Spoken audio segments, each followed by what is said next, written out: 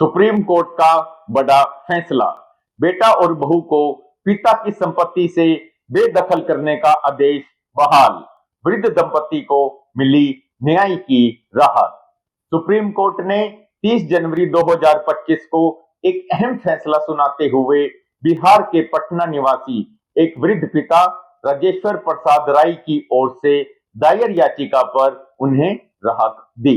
न्यायालय ने उनके बेटे और बहू को उनकी संपत्ति से बेदखल करने का आदेश पुनः बहाल कर दिया।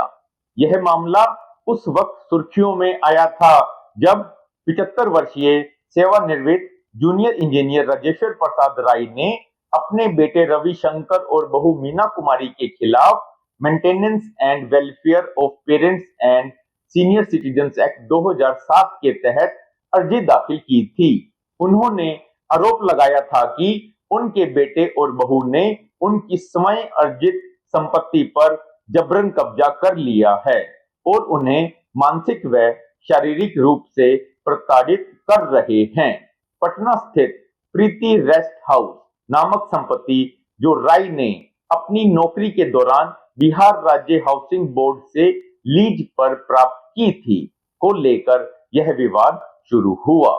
बेटे और बहू ने शुरू में एक कमरे में अस्थायी रूप से रहने के लिए अनुमति ली थी, लेकिन बाद में 3 कमरों पर जबरन कब्जा कर लिया।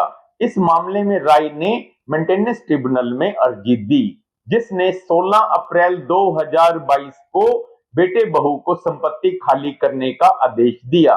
हालांकि बेटे बहू ने पटना हाई कोर्ट में इस आदेश को चुनौती दी थी। पहले एकल पीठ ने सिंगल बेंच ने ट्रिब्यूनल के फैसले को सही ठहराया, पर बाद में डिवीजन बेंच ने यह आदेश रद्द कर दिया और मामला पुनः किराया तय करने के लिए भेज दिया। इसके खिलाफ राय सुप्रीम कोर्ट पहुंचे।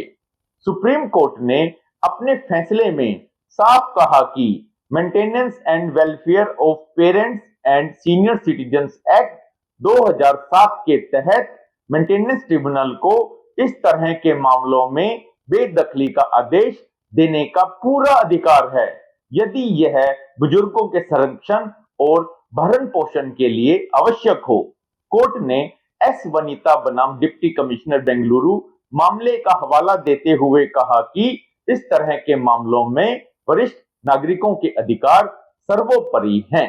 न्यायमूर्ति विक्रमनाथ और न्यायमूर्ति संदीप मेहता की पीठ ने कहा कि यह संपत्ति कोई पैतृक संपत्ति नहीं है, बल्कि स्वयं अर्जित संपत्ति है और बेटे बहू का इस पर कोई वैधानिक अधिकार नहीं है।